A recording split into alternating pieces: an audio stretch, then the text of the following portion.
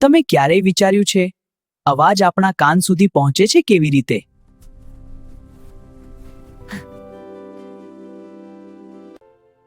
ધ્વનિ એટલે શું?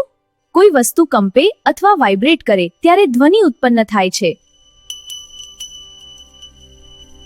જેમ કે ઘંટ વાગે અથવા ગિટારના તાર કંપે. આ કંપન હવામાં તરંગો બનાવે છે અને એ તરંગો આપણા કાન સુધી પહોંચે છે.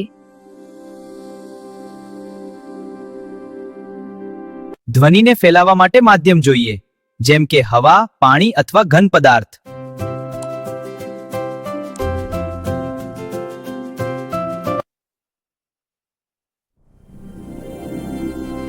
શૂન્ય અવકાશમાં અવાજ સંભળાતો નથી. તો હવે કહો, વીજળી પડ્યા પછી અવાજ મોડો કેમ આવે? ફોલો કરો વધુ મજેદાર સાયન્સ માટે.